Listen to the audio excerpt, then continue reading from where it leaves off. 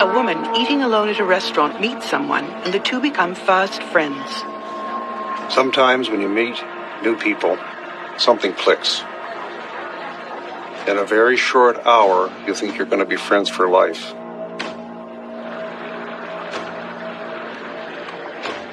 Days before this meeting, a woman is murdered and has her identity stolen. The body is left in the bathroom of a condominium complex, with towels placed along the door. This could be to contain the smell so the body won't be discovered too quickly. An hour in a hot tub with a stranger might be more dangerous than she could have imagined.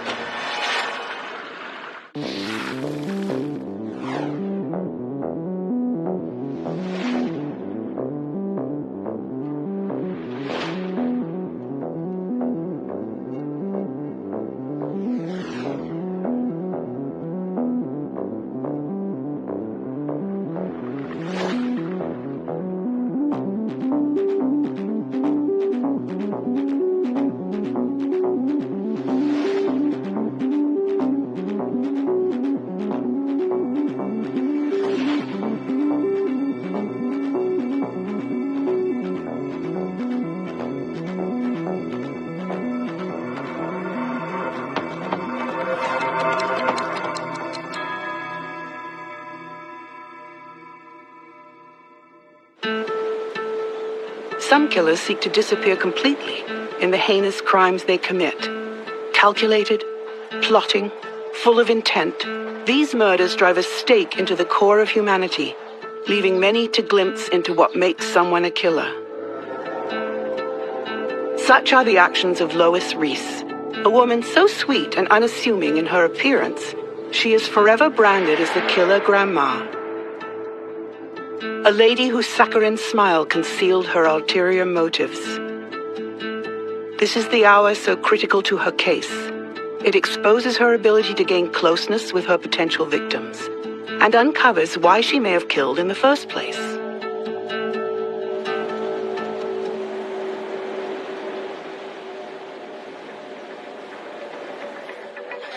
On April 15th, Bernadette Mathis goes out to a restaurant. Bernadette works as a court reporter at the Judicial District Court of Texas and goes by Bernie to her friends. She's treating herself to a dinner on this Sunday evening before the new work week starts up. However, she's not the only one who's out on the town in South Padre Island, Texas. Bernie starts her evening on her own, but she's soon approached by a like-minded woman who's also flying solo tonight. The two sit together, and this new woman introduces herself as LaDonna.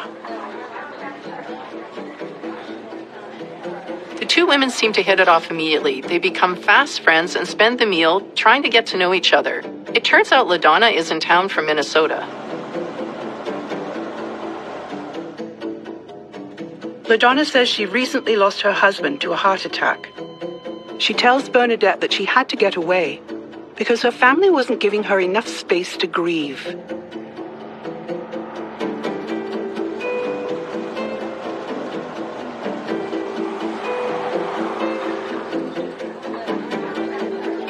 As the dinner continues, they laugh over stories of life and love. The conversation is flowing, and so is the wine.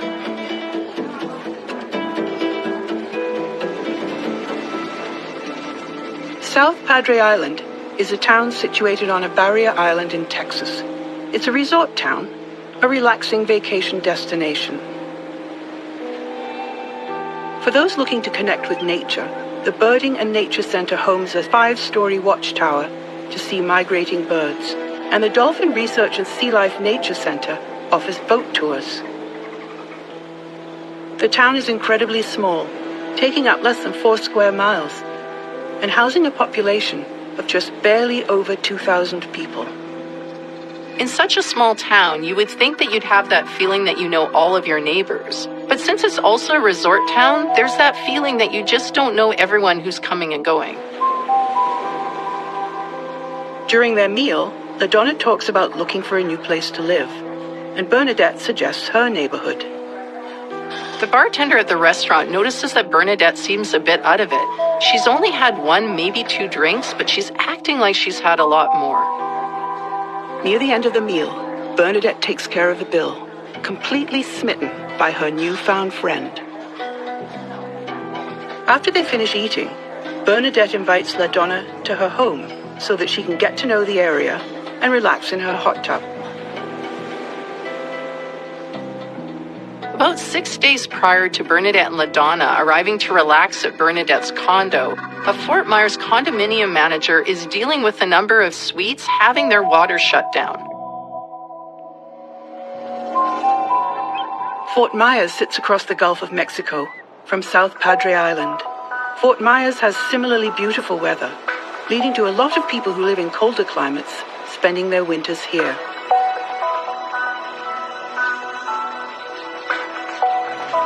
While Fort Myers is much larger than South Padre Island, they have a lot in common in terms of the sort of activities that people on vacation can take advantage of.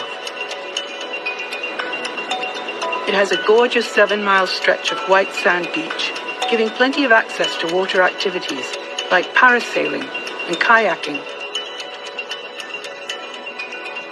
Like a lot of Florida beach towns, Fort Myers is a popular spring break destination.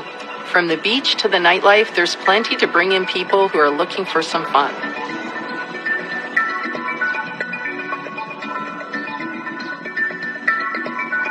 Bernadette and LaDonna arrive at Bernadette's condo soon after dinner. Sometimes when you meet new people, something clicks.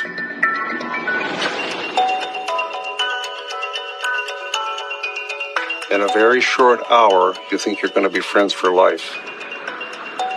It's brought up that they could spend some time in the hot tub. Luckily, LaDonna has just purchased a bathing suit that day and has it in her bag.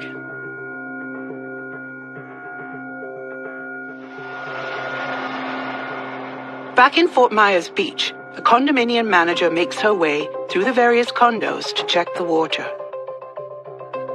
Eventually reaching the condo being rented by Pamela Hutchinson. When she enters, she's hit by a wave of terrible odor. She finds a towel blocking the bottom of the door to the bathroom. She moves the towel and goes inside. Immediately after entering the room, she exits the suite and takes out her phone. 911, what is your emergency? This is Lori Russell at Marina Village, Snug Harbor down at Fort Myers Beach, and there's a dead body in one of the units. Okay, tell me exactly what happened. When investigators arrive on the scene, they find Pamela Hutchinson's body covered up by a towel on the bathroom floor.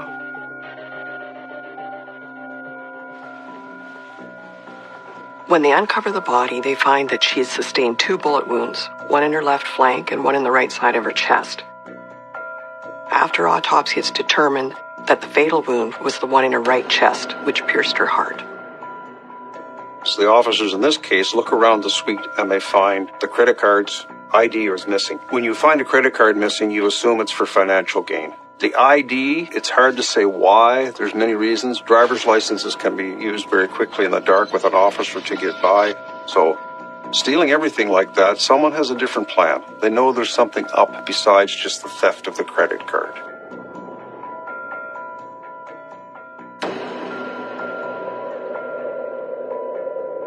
South Padre Island, Texas, is approximately 1,400 miles from Fort Myers, Florida, the site of Pamela Hutchinson's murder. To travel between the two locations is about a 22-hour drive. There's so much crime in the States, even if it made the news, you're not going to pay attention to a murder occurring 5 states away. It's unlikely that Bernadette would have had any knowledge of the murder committed by this person and the fact that she had the false ID. They settle in for a relaxing night where they can let their new friendship blossom.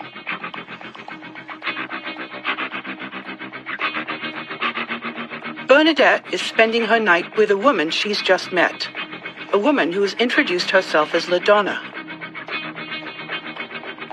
Little does she know, her new friend has lied about her name. Her real name is Lois Reese, and she's the lead suspect in the murder of Pamela Hutchinson.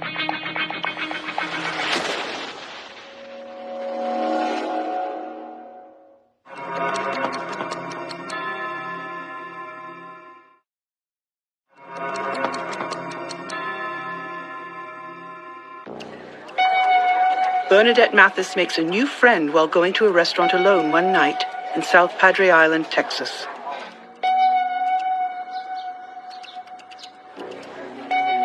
When the two women hit it off, Bernadette invites this woman to her condo where they can relax in the hot tub.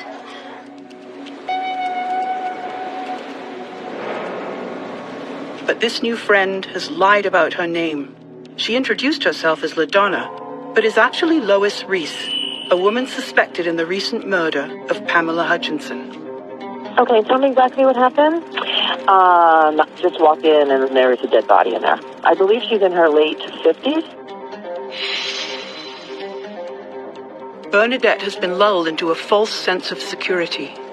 Lois is just a friendly woman who's easy to talk to. Nothing for her to worry about. But that may be exactly how Pamela felt.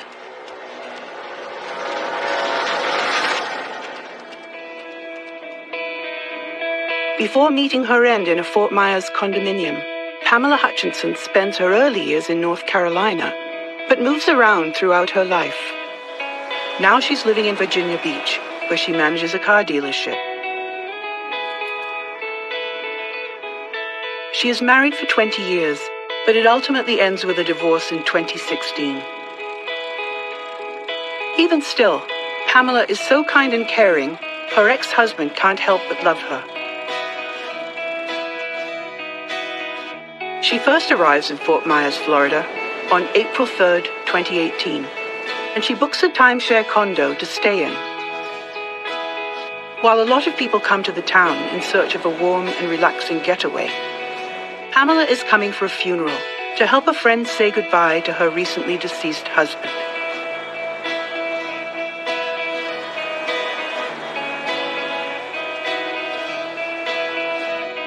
She originally plans to stay for just a few days, but on April 6th, she calls the condominium manager to extend her stay by another 3 days. This went from a quick trip to help a friend in need to her really enjoying herself and wanting to stick around for a while. Pamela makes a new friend during the first few days of her trip, a woman she quickly grows close to. A story with origins shockingly similar to Bernadette's, and the woman calling herself LaDonna, who is actually Lois Reese.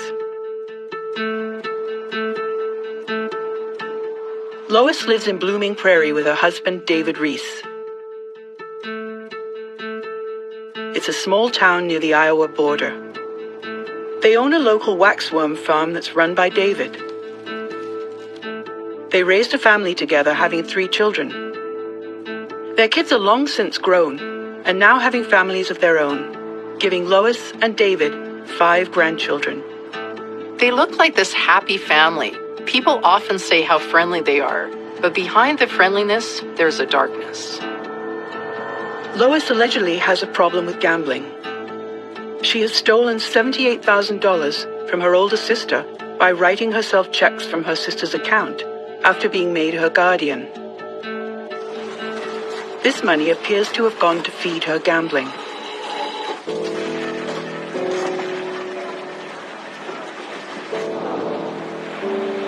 Back in Fort Myers, investigators worked through Pamela's condo, looking for anything that could give them insight into why she was murdered.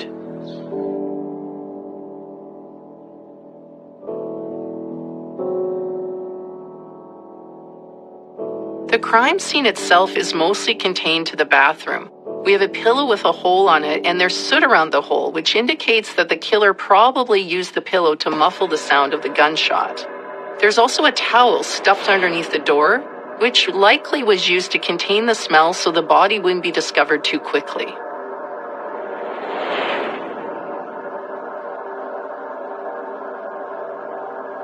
The condo's thermostat was turned way down. There's a possibility that this was done in an attempt to stave off decomposition of the body. In this instance, however, turning down a thermostat in a condo in the southern states, where it's warm, would not make that big of a difference. The police speak with the manager in hopes of uncovering any relevant information about the victim. The manager remembers that when Pamela extended her stay, She paid with a different credit card than she originally used when she booked the suite.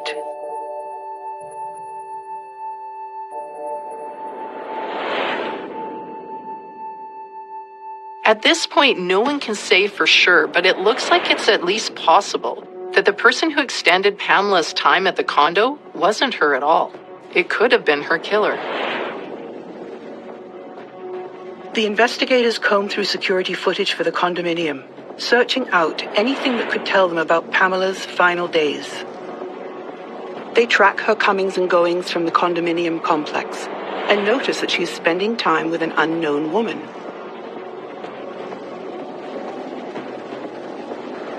The footage shows that beginning on April 4th, Pamela's second day in town, she's entering and exiting the building with the same woman multiple times. This woman is later discovered to be Lois Reese. Investigators also discover that Pamela's car is nowhere to be found.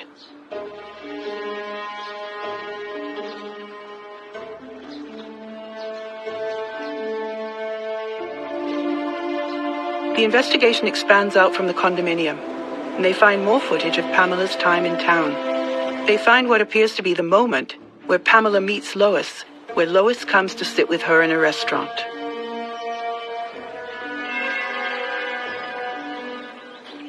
A pattern begins to take shape between how Lois becomes close with Pamela, and then, while using the name LaDonna, exactly what she appears to be doing with Bernadette.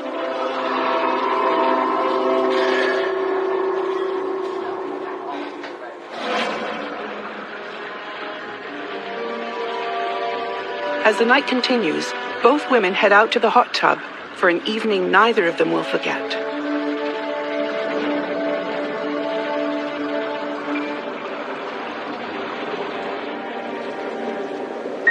As the detectives continue to investigate in Fort Myers, their biggest lead is the fact that Pamela's ID is missing, and she was last seen with Lois Reese.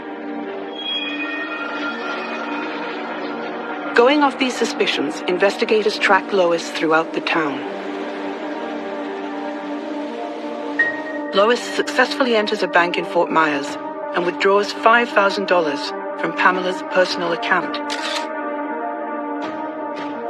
If the murder was in fact done because of a belief that she could pose as Pamela, she proves that she can do it successfully in this moment, before she leaves town.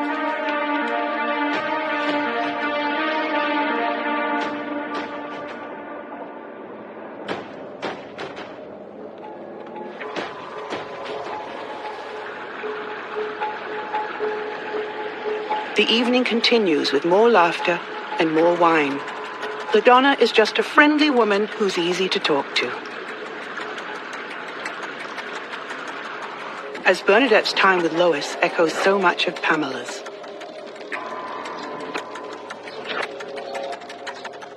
The question remains as how far the similarities will go.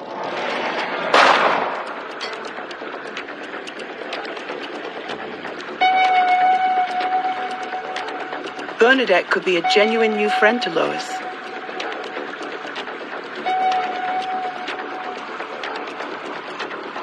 Or she could be her next victim.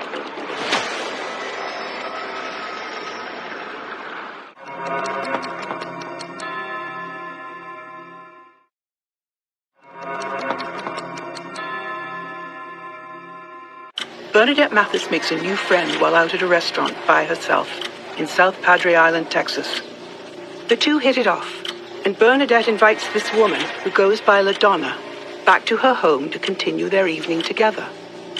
Unbeknownst to Bernadette, she's actually spending time with suspected murderer Lois Reese.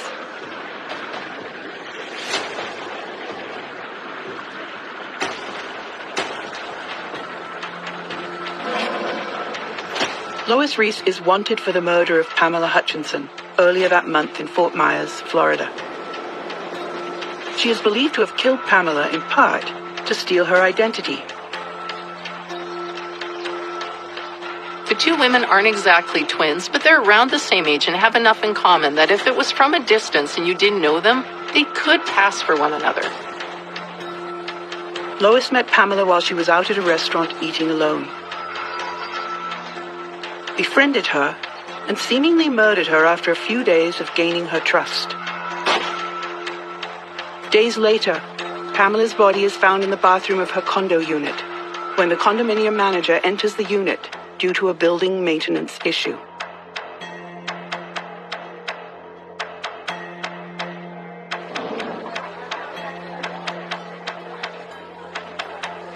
Everything about Lois's new friendship with Bernadette looks to be repeating the same pattern she had with Pamela. And we know how that ended.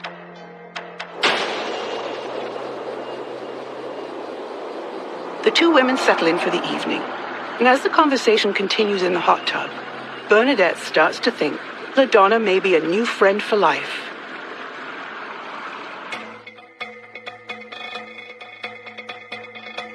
The police investigate further and discover that when Lois leaves Fort Myers, she takes Pamela's vehicle.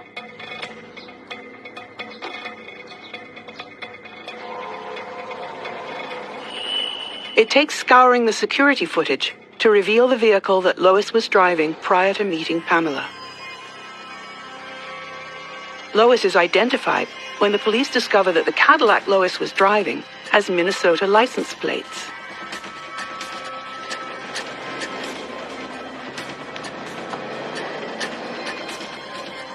It turns out, the Fort Myers police aren't the only ones looking for Lois.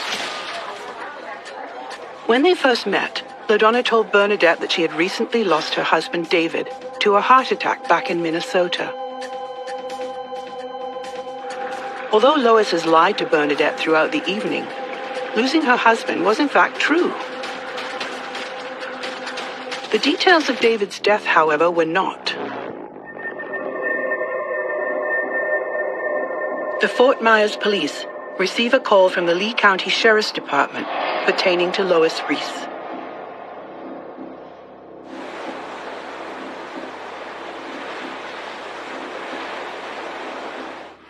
Lois is seen outside the home of a friend of hers who has recently moved from Blooming Prairie, Minnesota, to Fort Myers.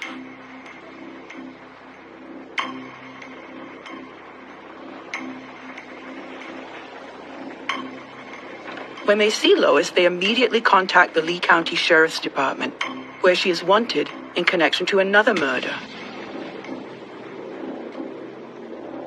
While Lois is seen in Fort Myers, she's wanted in multiple jurisdictions. But when a friend comes forward with new information, it forces the local police agencies to contact each other in those jurisdictions to begin a wider search for Lois. The vast expanse of the United States makes it a daunting challenge to locate someone on the run.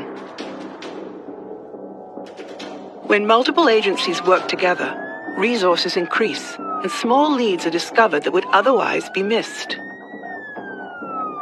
On March 23rd, David's business partner calls the police, saying that David hasn't been seen for over 2 weeks.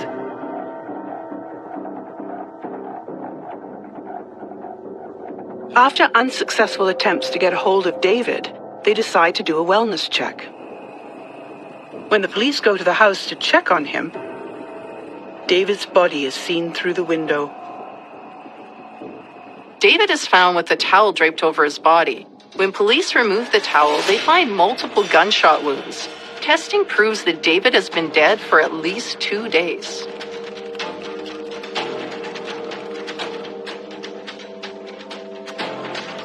Lois is immediately suspected when she is nowhere to be found. None of her friends and family have heard from her, and it appears she has inexplicably vanished. Large numbers of murders are committed by persons or person known to the deceased.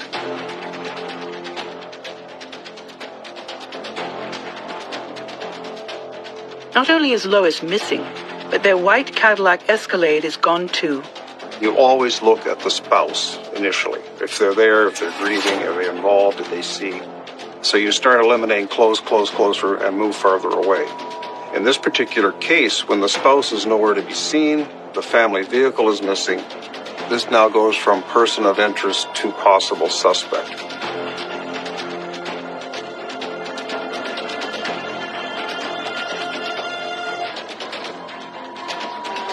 Blooming Prairie police do their best to track where Lois may have gone. But the last time she's seen is at a gas station in Iowa near a casino.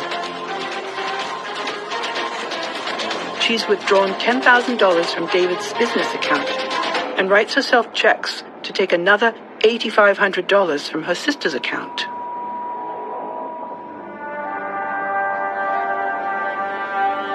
People around Blooming Prairie seemed to love David, who was known for being really fun to be around. He was only 55 years old, and he was forced to leave his children and grandchildren because of his wife's actions.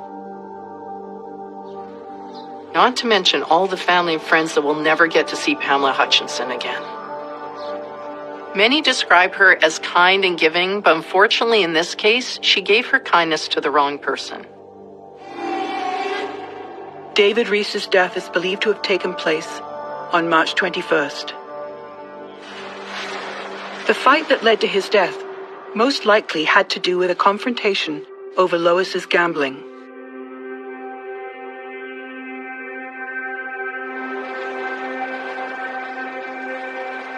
Lois is first seen in Fort Myers, Florida on April 2nd. It's soon after this that she first meets Pamela Hutchinson and sees a way for her to continue living on the run.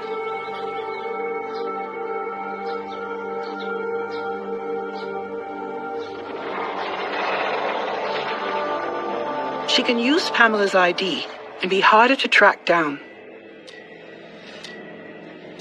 This idea eventually leads to Pamela's murder.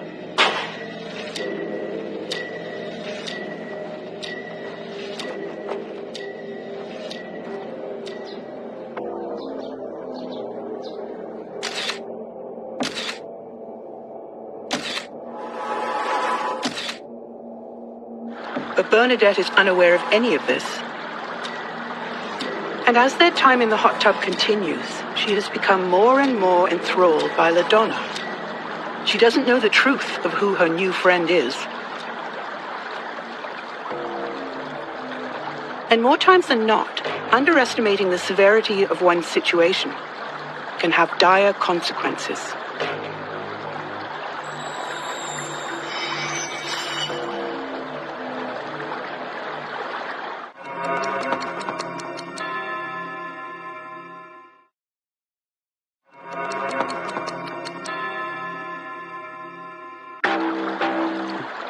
Bernadette Mathis is spending her evenings sitting in a hot tub, unaware that she is alone with a woman suspected of killing 2 people. One is her husband in Minnesota. The other, a woman vacationing 1,500 miles away in Fort Myers Beach, Florida. Their short friendship so far seems to be running through the exact pattern of Lois Reese's last victim, Pamela Hutchinson.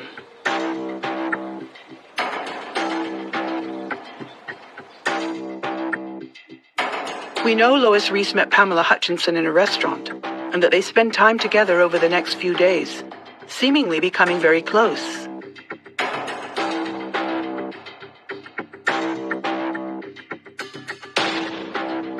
The last time Pamela Hutchinson is seen on the security footage for the building, she enters her condo. The next time either of them appear in the footage, we can only see Lois stepping out of the condo by herself. It's impossible to say exactly what's going through her head, but she looks distraught, maybe even crying as she leaves the room. After about 13 minutes, she goes back inside. 2 hours later, Lois leaves the room again, and this time, she takes a bag with her.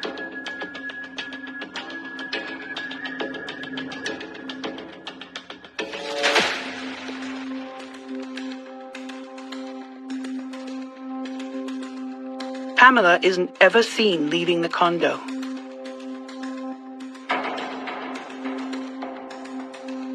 Because the crime scene is contained to the bathroom, it's likely that Lois took Pamela by surprise.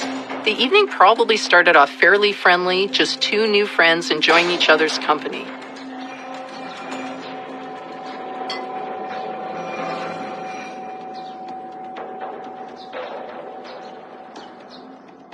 At some point, Pamela excuses herself to go to the bathroom.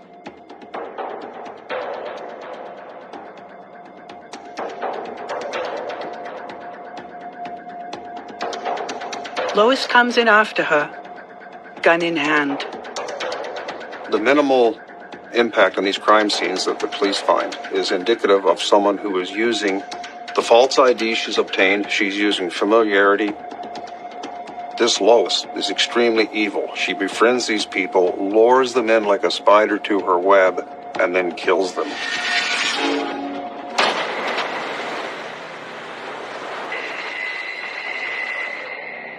After Pamela is shot, she shoves a towel under the door to try to conceal the impending smell. Then she starts working her way through the room for anything that could be worth taking.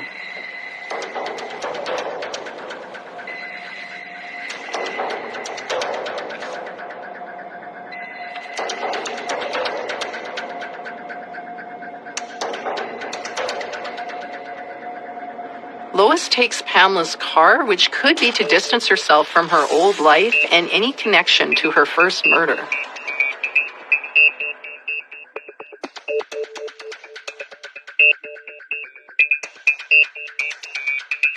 Before she leaves Fort Myers, she stops at a bank where she uses Pamela Hutchinson's ID to make a large withdrawal and fund her continuing run from the law.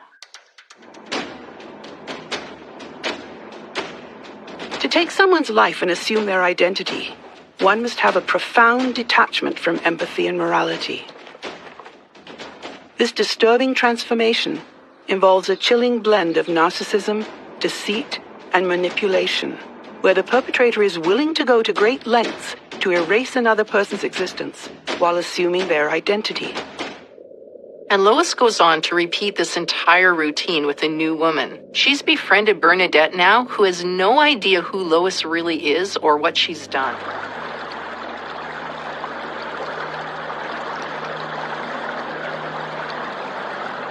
Evil often lurks in the shadows, camouflaged by a veneer of normalcy.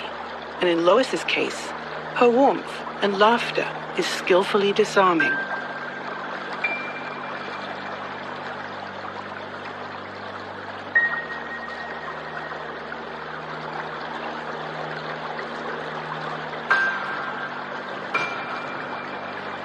If Lois has chosen her to be her next victim,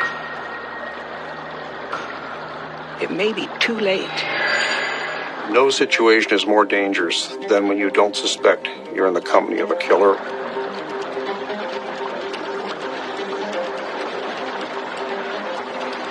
Bernadette has been lulled into thinking Lois is a new friend.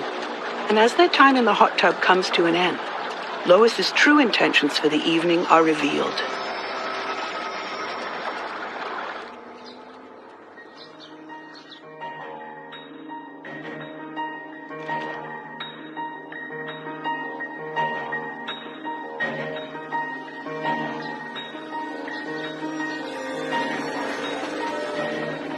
On April 20th, 2018, 5 days after meeting Bernadette, Lois is seen at another restaurant in South Padre Island. Lois is just calmly sitting there, not a worry in the world that she could get caught. But someone at the restaurant recognizes her and calls the police.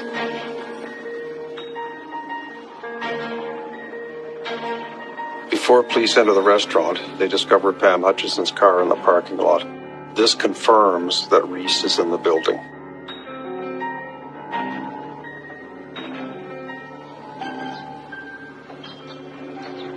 Lois is on the run for almost exactly 1 full month after murdering her husband, David Reese. She travels nearly 3,000 miles, committing a second murder during this time. And finally, in this restaurant, Lois Reese is placed under arrest.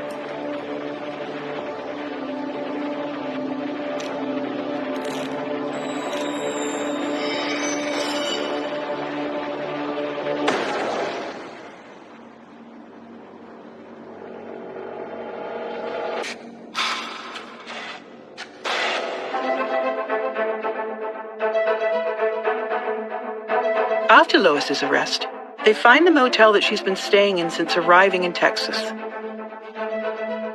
They find 2 guns, a 9mm and a .22 handgun, as well as plenty of bullets for them both. Judging by the caliber of the guns, they are confident they've found the murder weapons for both of Lois's murders. They also find Pamela's 4 missing credit cards. If you catch a suspect with just the credit cards, it's possible they took them after the fact. They found the victim and they pulled their wallet and took them out for financial gain. But when you find the credit card with the ID, with the murder weapon, you now have a case that you were pretty confident you can go to court with and prove them guilty.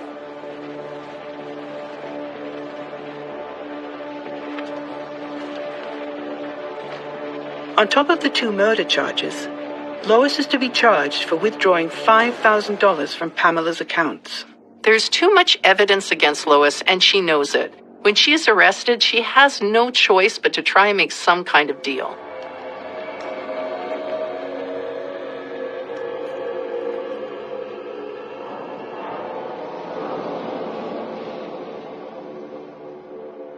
Lois ultimately does make a deal. In December 2019, Lois is finally brought to trial in Florida for the charges surrounding the murder of Pamela Hutchinson. In August of 2020, she is put on trial in Minnesota for charges surrounding the murder of David Reese. In order to avoid the death penalty, Lois pleads guilty in both cases.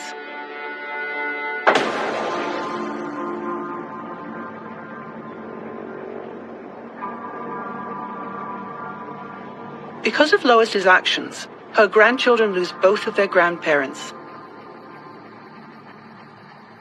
She has taken away their grandfather in a way that puts herself, their grandmother, behind bars for life.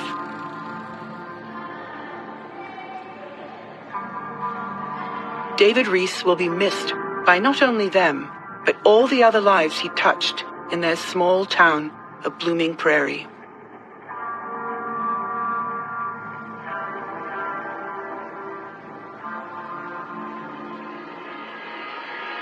Pamela Hutchinson may not be leaving behind children, but that doesn't mean she'll be missed any less. She was a lovely, warm person who uplifted all those around her.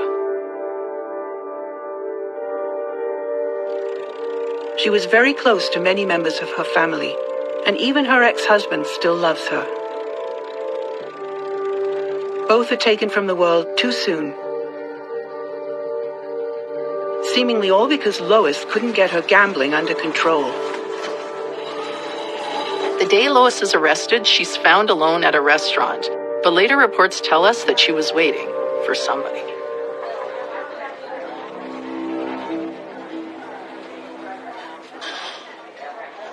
Bernadette was meant to meet Lois that day. She arrives after the arrest, and soon one of the waiters explains to her what has happened. In this moment, Bernadette learns that the woman she had become close with in the past week has been arrested for committing 2 murders.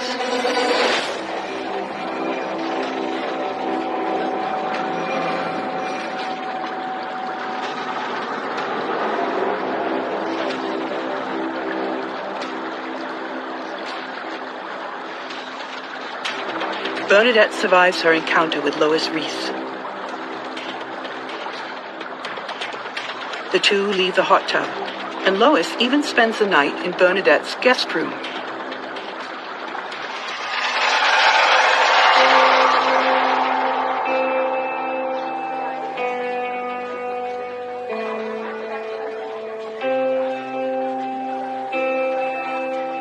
When Bernadette is questioned after learning about who Lois is, she is quoted saying, "She dodged a bullet."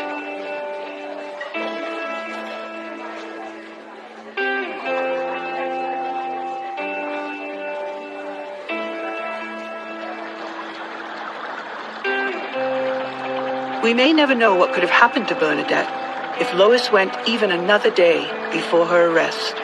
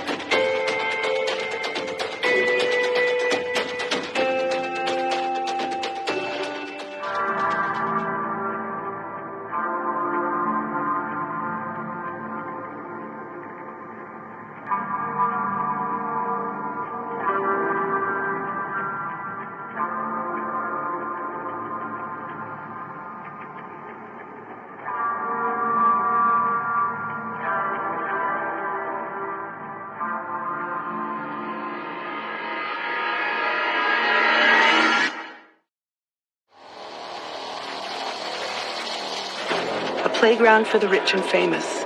But even in paradise, it is possible for murder to be committed. It's unusual to encounter violent crime in an area such as this, but no place in the world is immune to crime. A lone man makes his way in to see a mystic woman, looking for answers. Answers he may not be prepared to receive. The Lord is torn between his pregnant girlfriend Nadia and his wife Jamila. He wants to do the right thing and have it work out well. As each card falls, dark clouds gather on his horizon.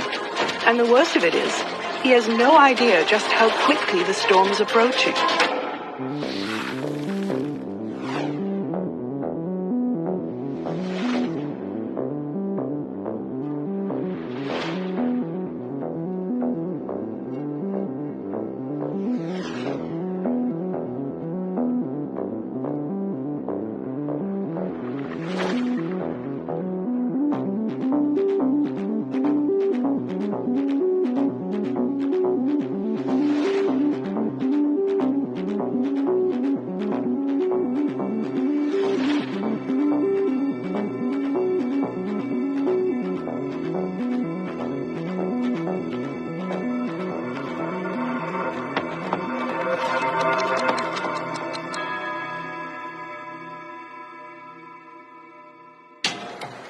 Everyone imagines what a day in the life of the rich and famous is like.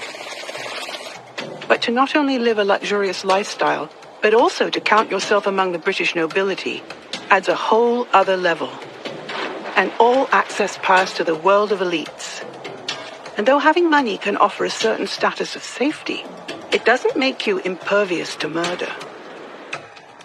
Jamila Mubarak is a woman who knows that her luxurious lifestyle is tied to understanding men of wealth and influence. This is the story of a key hour in the life and murder of her husband.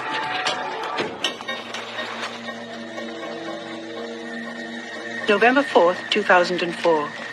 A psychic in the French Riviera prepares to share her intuitions with a prominent guest. Little does she know what's in store for Anthony Ashley Cooper. Or maybe she does, but she isn't letting on. With sunny Mediterranean beaches and a series of charming towns that can be explored on foot,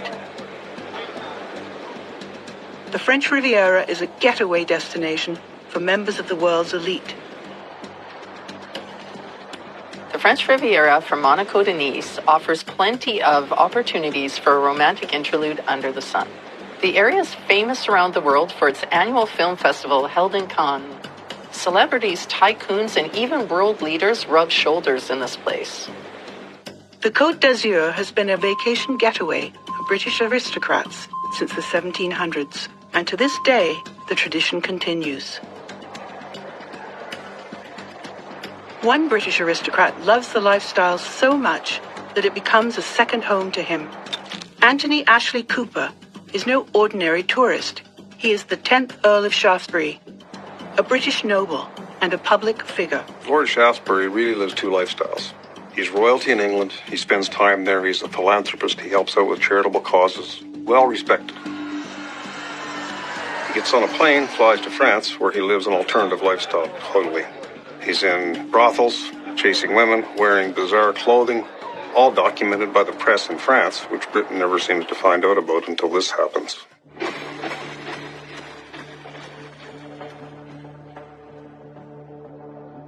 November 4th, 2004. Anthony Ashley Cooper, also known as Lord Shaftesbury, asks for advice about his complicated love life. Sometimes when you can't rationalize your way out of a difficult situation, it feels better to rely on superstition. In this case, Shaftesbury probably resorted to a psychic because he couldn't solve his problems on his own. The next night, he has a nightcap in the bar of his resort hotel. After a few drinks, he leaves the hotel, his destination unknown. This is Anthony Ashley Cooper's last known whereabouts. His family and friends have no idea where he is. Anthony Ashley Cooper is the latest in a long line of Lord Shaftesbury's that date back to the 1600s. The first Anthony Ashley Cooper is the founder of the British Whig Party. The 7th Earl contributes so much to the lives of the English working class.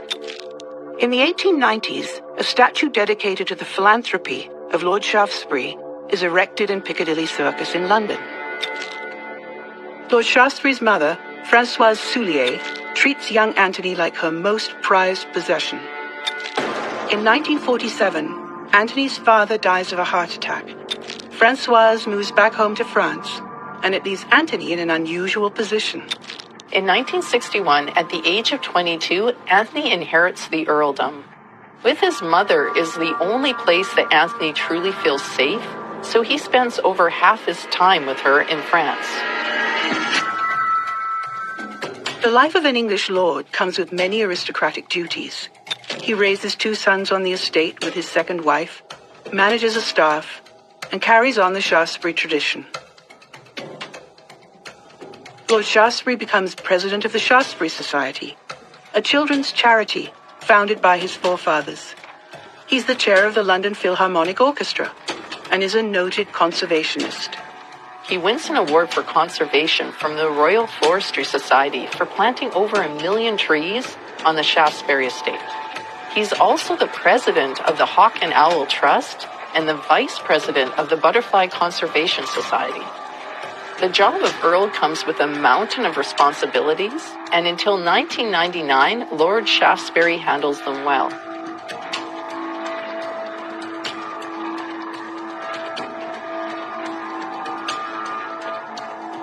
Lord Shaftesbury's mystic guide offers a palm reading interpreting what she sees along his lifeline. What the psychic would see is a huge detour on the lifeline, corresponding to the events that happened between 1999 and 2000, just a few years earlier. Locals say Lord Shaftesbury could normally be seen riding a tractor around the estate grounds. More like a farmer than the philanthropists who preceded him. As time goes by, they see him less and less around the estate. Prior to 1999, Lord Shaftesbury has done a lot of good. He has given a lot of money to various groups, received awards and recognition for his charitable work and what he's done good in the community. So his life is not all bad. His good fortune doesn't extend to his love life, and that drives Lord Shaftesbury away from Britain. Sometimes a close relationship with a parent can affect how a person relates to their spouse. A disruption in one relationship can have an adverse effect on another. In 1999, Anthony's mother, Françoise, dies in France. In 2000, he and his second wife, the mother of his 2 sons, are divorced, and he abandons his lifestyle for a new life as a playboy in the Côte d'Azur. Lord Shaftesbury is rarely sober by noon, according to friends and associates. In France, he goes by the name of Tony. There are bars in the vicinity that are known to have prostitutes. He frequents these bars, and one of the women that he eventually becomes familiar with is known to have a pimp and be a prostitute. So he does hire prostitutes in these facilities. They say Anthony is a perfect gentleman to these women, although he often says that they remind him of his mother.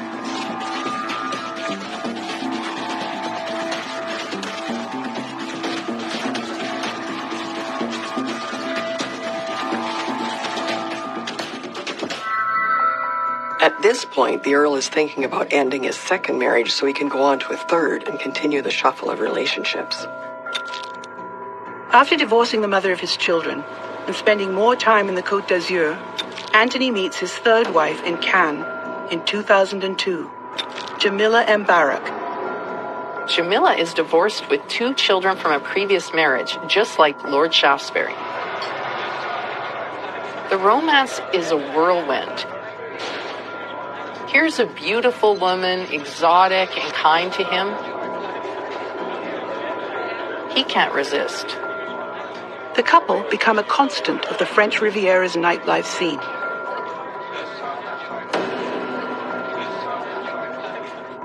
In 2002, Jamila informs Anthony that she is pregnant. Lord Shaftesbury does the noble thing. He pledges to marry Jamila.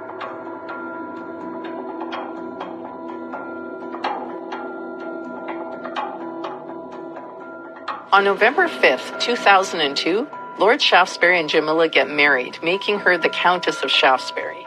As a wedding present, she gets a monthly allowance of 7,000 euros. She also gets a holiday home in a converted windmill and her own personal flat in Cannes. It's a pretty luxurious lifestyle.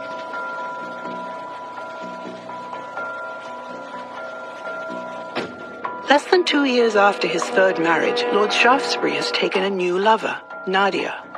And while he has an infant child with Jamila, his third wife, he gives the news that he and his newest lover are expecting a child.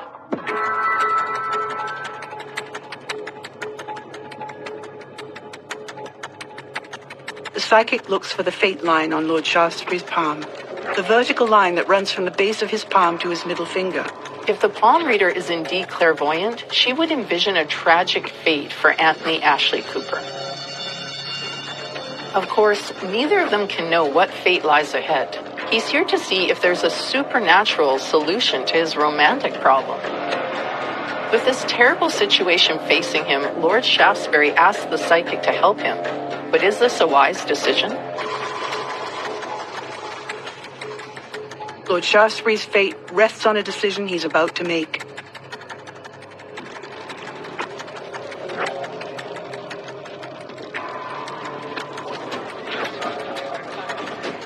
Lord Shaftesbury's current girlfriend, Nadia, expects him to return. He doesn't. Also in England, they expect him to have booked a return flight within a week. His employees and staff haven't seen him or heard from him, so everyone's starting to be suspicious that he's disappeared.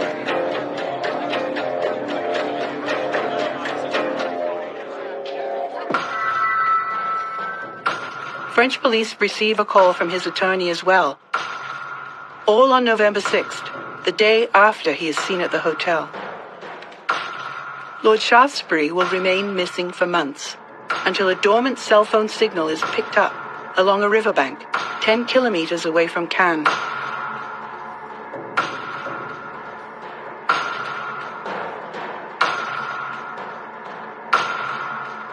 Lord Shaftesbury's wife Jamila, the Countess of Shaftesbury, checks herself into a mental hospital after learning of his disappearance.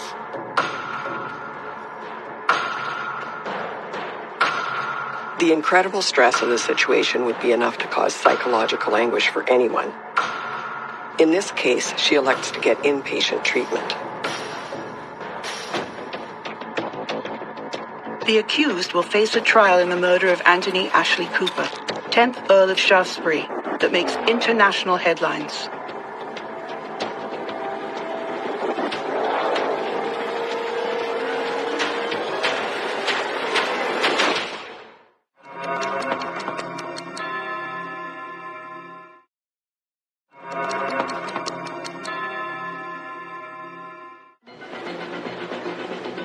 November 2004, the south of France, where the world's elite come to play.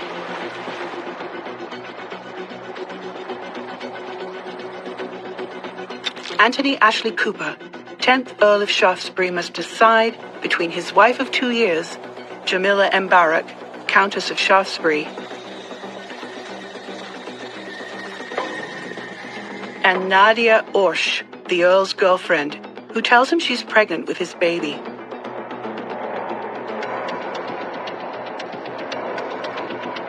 Lord Shaftesbury seeks the advice of Martine Dupré-Cordier, a local fortune teller, to get some insight on this difficult decision.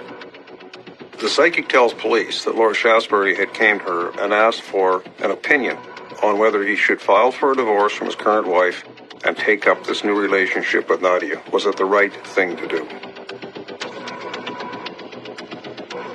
The psychic offers Lord Shaftesbury a deck of tarot cards and asks him to shuffle.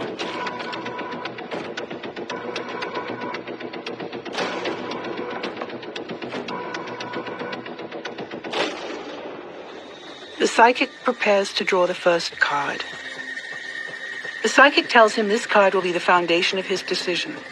Does he stay with his estranged wife Jamila, or ask for a divorce and marry pregnant Mistress Nadia?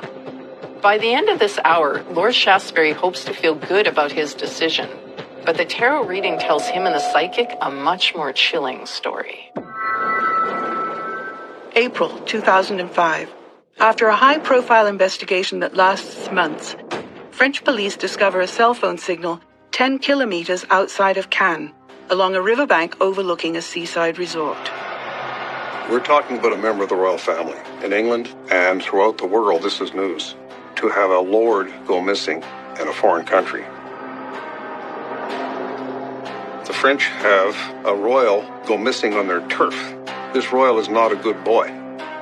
They want this cleared up and that incident sent back to England. They don't want bad news for their tourist industry.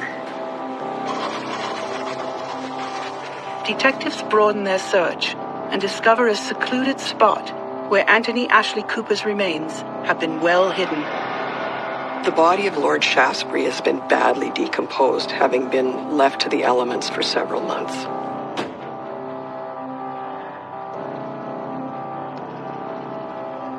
An autopsy reveals that the cause of death is strangulation. Normally, coroners would look for signs of oxygen deprivation in the soft tissues when they suspect a strangulation. In this instance, a lot of those softer tissues would be in very poor condition after the exposure of the body to the elements for so long, but some of the harder tissues may still hold some evidence. The trachea could be crushed or misshapen, and some of the great vessels may show evidence of disruption. Now they have to go back and start redoing this whole case to find out if this was, in his particular case, a crime of passion or just a calculated murder by someone trying to get rid of him. The two prime suspects in his murder are the two women in his life, his pregnant girlfriend Nadia and his estranged wife Jamila, who spends time in a mental hospital after his disappearance.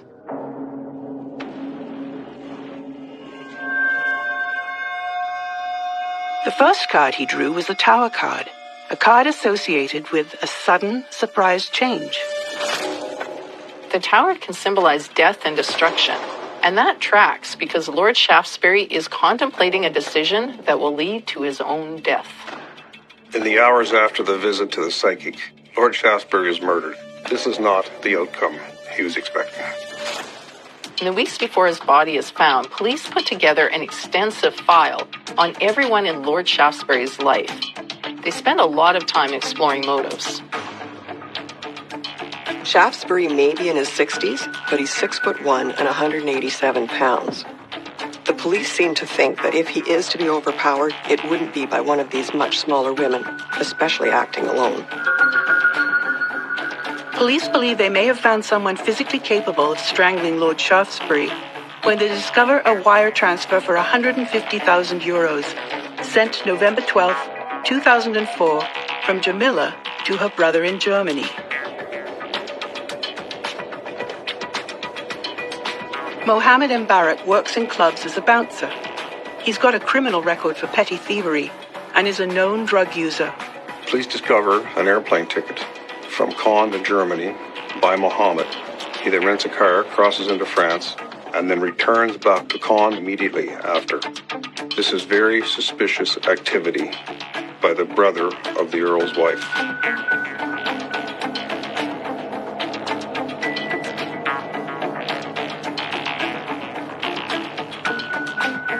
Mohammed is in Cannes at the time of Lord Shaftesbury's murder. Mohammed is a younger, athletic man. He has a history of being a soccer player and a bouncer at a bar. He should be strong enough to overpower Lord Shaftesbury.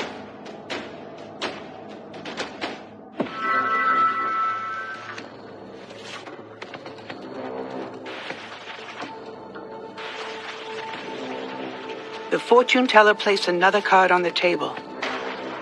It's the Empress card, but it's reversed, appearing upside down on the table. The Tower card in Lord Shaftesbury's tarot card reading can stand for a double cross. Could he be double crossed by his own brother-in-law? When a tarot card comes up reversed, the shadow meaning of the card is at play. In a normal position, the Empress could mean fertility or pregnancy, or even positive relationships with women. But reversed, it means the opposite.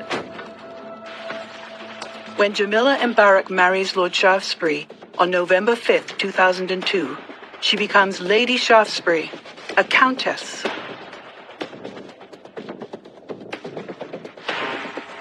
The wedding is promoted by Jamila's announcement that she's pregnant with Anthony's baby. He does the right thing and proposes on the spot.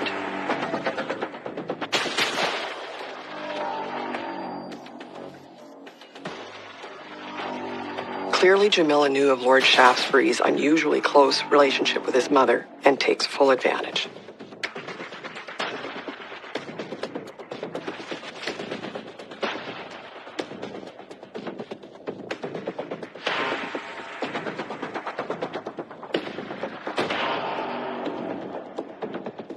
Lord Shaftesbury believes the woman he's currently seeing at this time is pregnant, so they arrange to get married. However, there is no baby. This obviously upsets the Lord, and he is not sure whether there was never a baby in the first place or if she arranged for an abortion. He doesn't know what's transpired. When he confronts Jamila about her lie, she flies into a rage, accusing the Earl of being an unfit husband, an addict, and a philanderer. She says she got an abortion. Lord Shaftesbury moves into a resort hotel.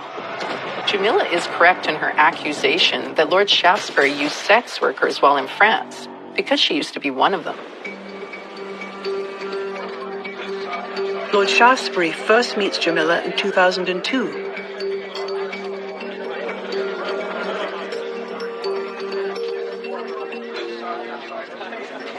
His ex-wife and sons believe that Jamila is trying to access a portion of the estate, either by spending excessively with him or by duping him into giving her money from the estate.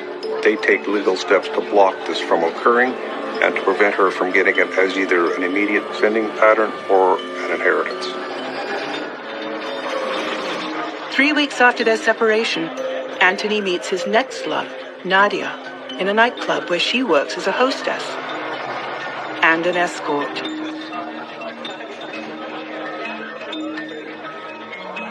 You don't need a fortune teller to figure out that Anthony was looking for love in all the wrong places.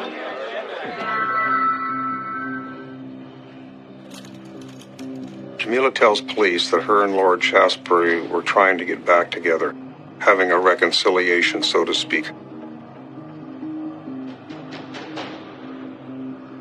She advised that Nadia's husband was her pimp, and he was threatening Lord Shaftesbury to try to collect money for Nadia's time that she has spent with Lord Shaftesbury.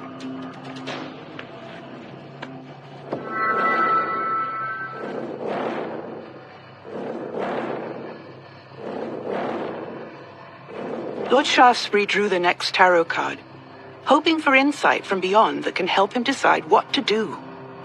The card he placed? The Death card.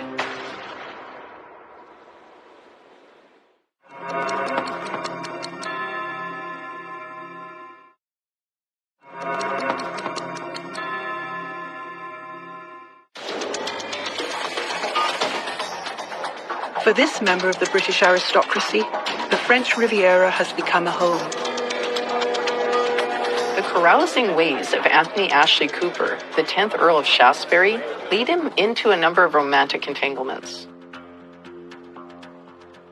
One former escort, Jamila Mbarak, is now his estranged wife, while another, Nadia Orsh, claims to be pregnant with a 66-year-old's baby. Lord Shaftesbury appears to visit a psychic on November the 4th, 2004. He's seeking information from her as to whether he should divorce his current wife. But his body would be found months later, the victim of a strangulation.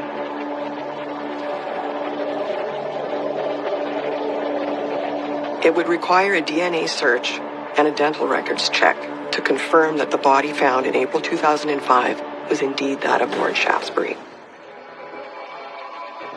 Lord Shaftesbury sat in shock after pulling the death card. At this point, the psychic probably comforted him. After all, the death card usually doesn't symbolize a literal death. Nadia is married with 2 children of her own when she meets Lord Shaftesbury in a club. But Nadia would tell police that their relationship was based on real affection. Lord Shaftesbury has a pet name for Nadia's daughter, Framboise, which is French for raspberry. Raspberries were his mother's favorite.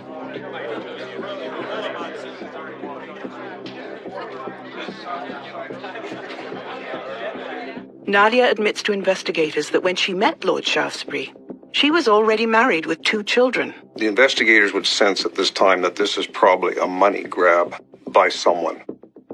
It's either the current wife trying to get back in, the girlfriend trying to get money out, or somebody else that they don't know extorting or kidnapping. This is where you're going with this theory. But upon closer examination with Nadia, it appears there's more to her than just wanting the money.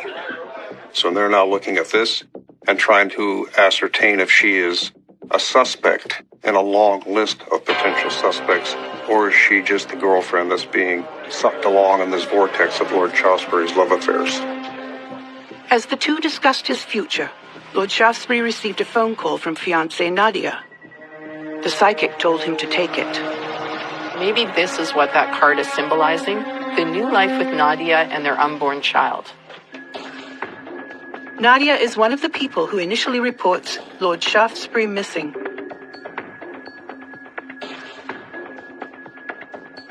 When police interview her, Nadia points the finger at Lord Shaftesbury's estranged wife, the Countess, Jamila. Police build a case against Jamila and her brother, a security guard and petty criminal who lives in Germany.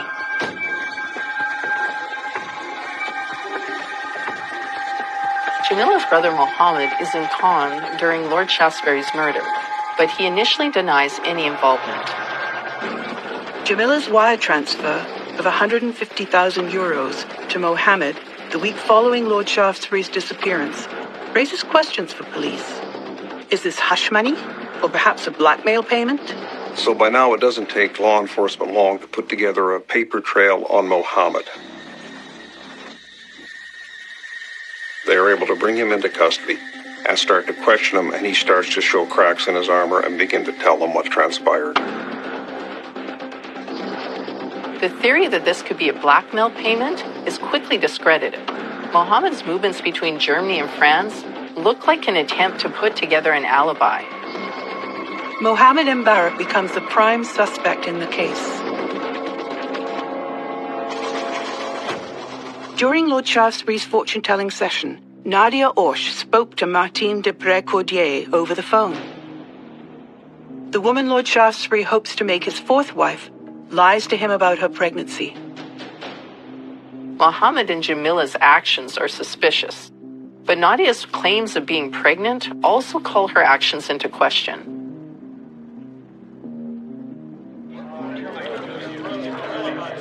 Psychologically, this is a man who's experiencing grief, loneliness, and addiction.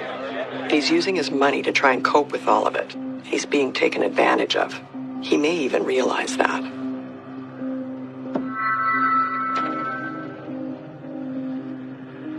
Anthony Ashley Cooper, 10th Earl of Shaftesbury, drew a card that the psychic doesn't want to see. He placed the Three of Swords on the table. The Three of Swords is not a good card to draw when you're asking about your future.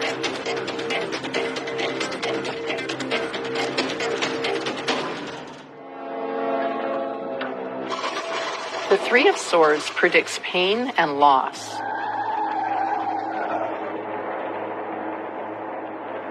It may not tell you who is holding the sword against you, but it does symbolize death and heartbreak. Mohammed Mbarak says on the night of November 5th, 2004, he approaches Lord Shaftesbury to greet him, offering an embrace to say hello. But his embrace is so tight that he accidentally strangles his brother-in-law. As a police officer, I would be very skeptical. In fact, it's almost incredulous that a person would expect you to believe that they had hugged someone and strangled them. It's almost unbelievable that would be told to a police investigator in a murder, but people grab for straws when they're sinking.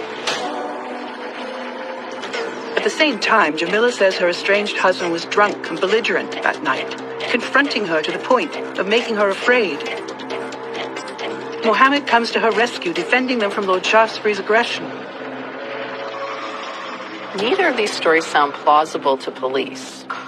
the hug that leads to an accidental strangling, or the fact that the Lord was so threatening that a much younger, stronger man felt the need to kill him in self-defense.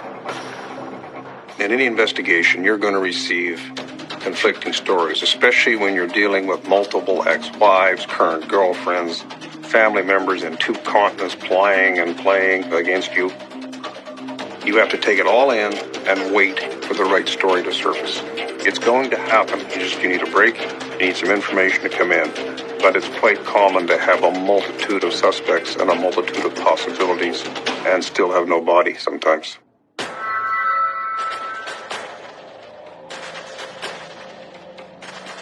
In his session with the psychic, Anthony Ashley Cooper continued to search for answers of his own. He's actually using a tarot card spread to decide on a course of action that's going to dramatically affect the lives of so many different people. If the answers really are in the cards, Lord Shaftesbury isn't heeding them. Detectives take an unusual measure in the investigation. They recreate the moments that follow Lord Shaftesbury's murder. Police take Mohammed Mbarak on a drive, 10 miles outside Cannes, to where the body of Lord Shaftesbury was found. Mohammed retraces his steps with a mannequin that's 6'1" and 187 pounds, the same height and weight as Lord Shaftesbury. It's standard when a person claims that they did something that you might doubt, whether it's lifting a body, for example. Can he do it? If you put together a similar structure with similar weight and the person's able to remove that weight and place it where they say, you believe their story has credibility. But you also may be suspicious that they're covering for someone too. This is why you do this. You do it to confirm or eliminate that he could do this. So it is an investigative tool that's used when you can. Mohammed can't lift the mannequin on his own. He would have needed help. Police lay a murder charge against Mohammed Mbarak and have just the person in mind who could have helped him. Despite her protest that she was a victim in all of this, police charged Jamila with murder as well. The day before his death, Anthony Ashley Cooper drew the 5 of coins. The 5 of coins or pentacles symbolizes loss. Loss of faith, loss of money, loss of love. Lord Shaftesbury loses his life the next day. But will it be for love, money, or a complete accident?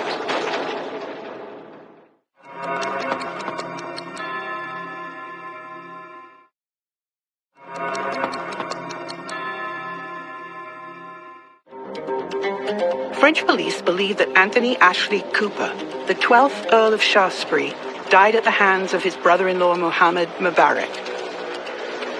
But was it an accidental death, as the Mbaraks claim? Or a premeditated murder for the sake of money and status?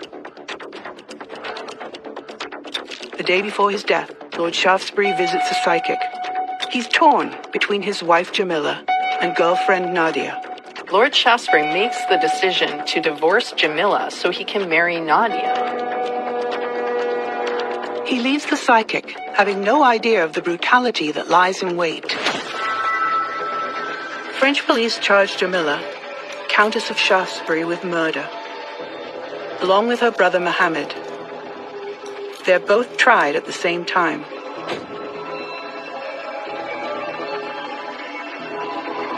The final card was drawn. The Devil card. The psychic advised him to be careful in his decision, but then reassured him that everything will be fine. The Devil card could reflect that Lord Shaftesbury is imprisoned by his own lifestyle. Ultimately, he is a lonely man, drifting through the French Riviera, abusing alcohol and drugs, and paying for companionship. Ultimately, it is always the same. It's good, hard, police work, a little bit of luck, and time that always proves what happened in the case, and especially the one where Lord Shaftesbury disappeared. While she is checked into a mental hospital, police intercept Jamila having a conversation with her sister, where she admits to being an accomplice to her husband's murder. Police believe her stay in a psychiatric facility was just a ploy to make her a victim. Once they piece everything together and get the timeline, they now know that that's not the case. A week after Ashley Cooper's death, Jamila transfers 150,000 euros to Mohammed, who tries to use an airplane ticket to create an alibi for himself. But it doesn't work. By all accounts, Jamila is very vocal about her status as a member of the royal family. She insists on being called Countess. She is actively advising people that she's entitled to a large portion of an inheritance or the wealth of the estate should something happen. This proves the motive. After Jamila and Lord Shaftesbury separate, their financial arrangement continues, and she retains her title until Nadia comes along.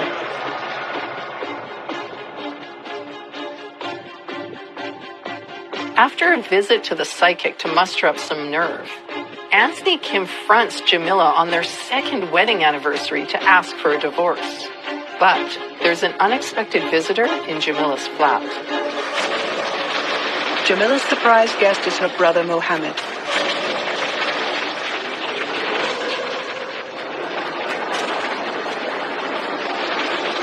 After strangling Anthony to death, his body is placed in the trunk of Mohammed's car. In court, Jamila weeps, portraying herself as a victim who thought Mohammed was taking Anthony to the hospital. Jamila's story has changed so many times that it's impossible to believe what she has said. Now you have to rely on the evidence of what she has done in Lord Shaftesbury's death.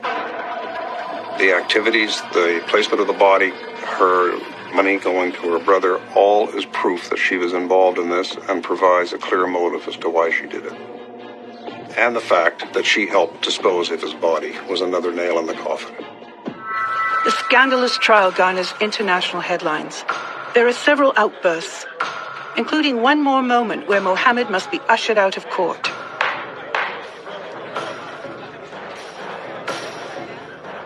At one point, Jamila name-drops several famous celebrities, claiming that they were her clients. But of course, they all deny this. A completely flaccid human body that is 6'1" and 187 pounds would be extremely difficult for one person to manipulate on their own. Two people placed Lord Shaftesbury in the trunk of the car, and two people disposed of the body.